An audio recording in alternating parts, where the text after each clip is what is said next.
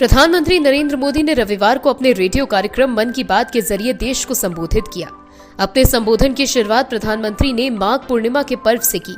उन्होंने कहा कि माघ का महीना विशेष रूप से नदियों, सरोवरों और जल स्रोतों से जुड़ा हुआ माना जाता है।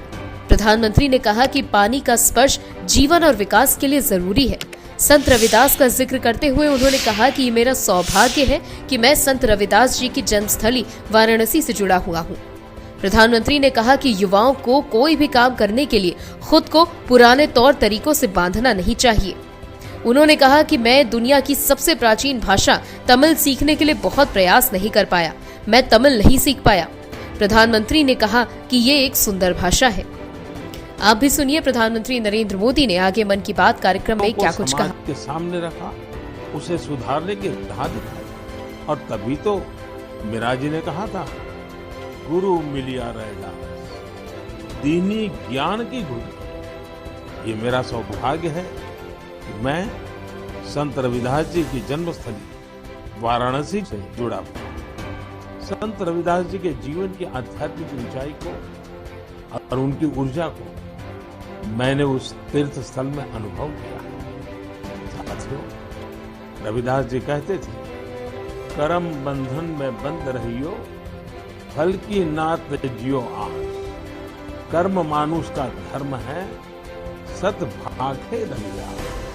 अर्थात हमें निरंतर अपना कर्म करते रहना चाहिए, फिर फल तो मिलेगा ही मिलेगा। यानी कर्म से सिद्धि तो होती ही होती है।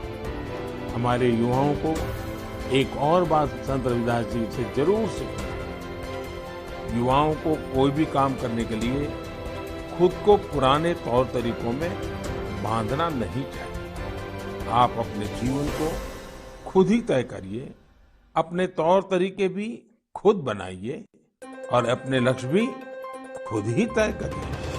अगर आपका विवेक, आपका आत्मविश्वास मजबूत है, तो आपको दुनिया में किसी भी चीज से डरने की जरूरत नहीं। मैं ऐसा इसलिए कहता हूँ क्योंकि कई बार हमारे युवा एक चली आ रही सोच के दबाव में वो काम नहीं कर पाते जो करना वाकई उन्हें पसंद होता है। इसलिए आपको कभी भी नया सोचने, नया करने में संकोच नहीं करना चाहिए। इसी तरह संत रविदास जी ने एक और महत्वपूर्ण संदेश दिया। ये संदेश है अपने पैरों पर खड़ा।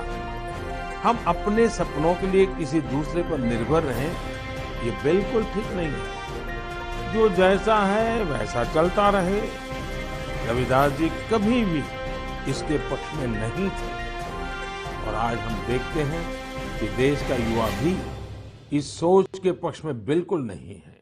आज जब मैं देश के युवाओं में इनोवेटिव स्पिरिट देखता हूं, तो मुझे लगता है कि हमारे युवाओं पर संत रविदास जी को जरूर गर्व होता है। मेरे प्यारे देशवासियों, आज नेशनल साइंस डे भी है। आज का दिन भारत के महान वैज्ञानिक डॉक्टर सीवी रमन जी द्वारा की गई रमन इफेक्ट खोज को समर्पित। इसी तरह की और चौचक खबरों के लिए बने रहिए हमारे चैनल के साथ। सब्सक्राइब कीजिए, लाइक कीजिए, कमेंट कीजिए और शेयर करिए चौचक टीवी की खबरों को।